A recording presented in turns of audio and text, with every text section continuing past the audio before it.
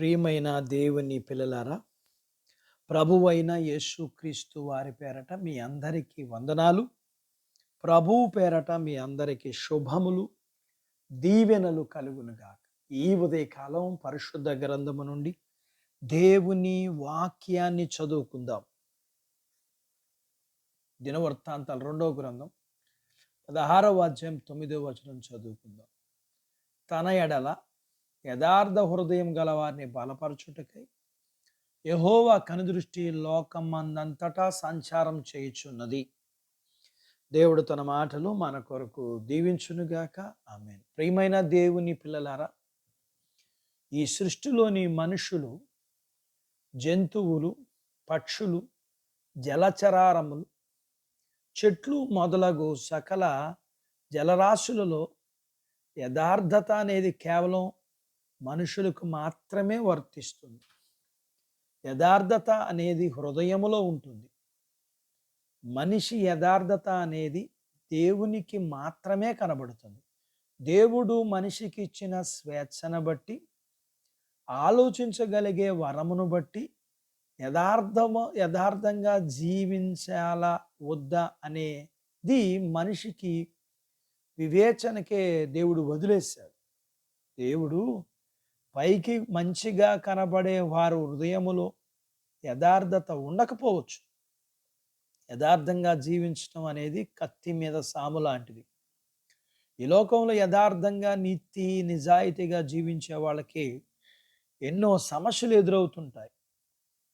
ఈ పాప ప్రపంచం యథార్థతను అంగీకరించదు. దేవుణ్ణి ఎరగని వారికి యథార్థత అనేది ఎగతాళిగా కనబడుతుంది.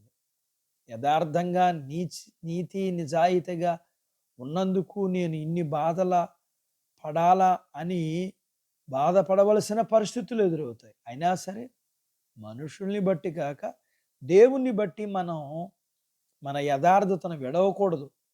ఎన్ని కష్టాలు వచ్చినా యోబు తన యథార్థతను వదలలేదు.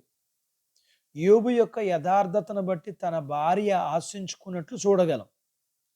సొదొమ గొమొర్రా వారు పాపముతో నిండి ఉన్న పట్టణంలో లోతు యథార్థంగా జీవించగా నాశనం నుండి తప్పించబడ్డాడు. అలాగే దావీదు తన జీవిత కాలంలో ఊరియా భార్య అయిన బెత్షెబా విషయంలో తప్ప యథార్థ హృదయముతో జీవించటానికి దేవుడే సాక్ష్యం ఇచ్చాడు. యోసేపు తన యజమాని భార్య విషయంలో యథార్థంగా ఉండి దేవుని ఎదుట పాపం చేయకుండా పారిపోయాడు. యథార్థంగా జీవించేవాళ్ళు ఎన్ని కష్టాలు ఎదురైనా దేవునికి దూరం కాకుండా దేవుడు వారిని బలపరుస్తాడు. ఇప్పుడు కూడా ఈ లోకములో యథార్థంగా జీవించే వారిని బలపరచటానికి, నాశనము నుండి వారిని తప్పించడానికి, మేలు చేయడానికి దేవుని కనుదృష్టి లోకమంతా సంచారం చేస్తుంది. మనం యథార్థంగా జీవించటం వల్ల చుట్టూ నివసిస్తున్న వారి వల్లే సుఖవంతమైన విలాసవంతమైన జీవితం జీవించలేకపోవచ్చు. కానీ అంతకు మించి సంతోష సమాధానతో పరిస్థితులను దేవుడు మనకు కల్పించి మేలైన జీవితాన్ని మనకు అనుగ్రహిస్తాడు. అట్టి బాధ్యత దేవుడు మనకు దయచేయునుగాక. ఆమేన్. దేవుడు తన మాటలు మన కొరకు దీవించునుగాక. ఆమేన్. ప్రార్థించుకుందాం. నాతో పాటు ఏకీభవించండి. మమ్ములను మిక్కిలిగా ప్రేమించిన మా ప్రియ పరలోకపు తండ్రి, మీ పరిశుద్ధ నామమును బట్టి మీకు వందనాలు. ఉదయకాలం మీ పాదాల దగ్గర మీ లేఖనాన్ని మేము నేర్చుకోవడానికి సహాయం చేశారు. నేర్చుకున్న లేఖనపు సత్యాన్ని బట్టి మేము యథార్థవంతులుగా జీవించడానికి అన్ని విషయాలలో మీ సహాయం చేత మమ్మల్ని నడిపించాలని ప్రార్థిస్తున్నాం.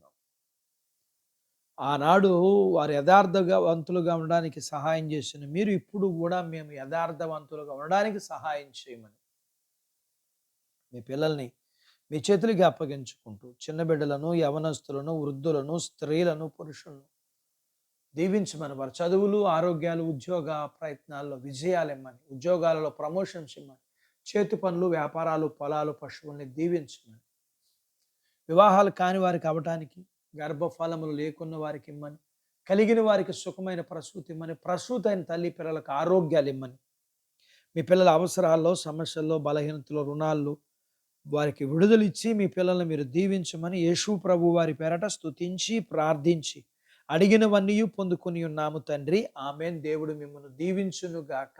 ఆమెన్.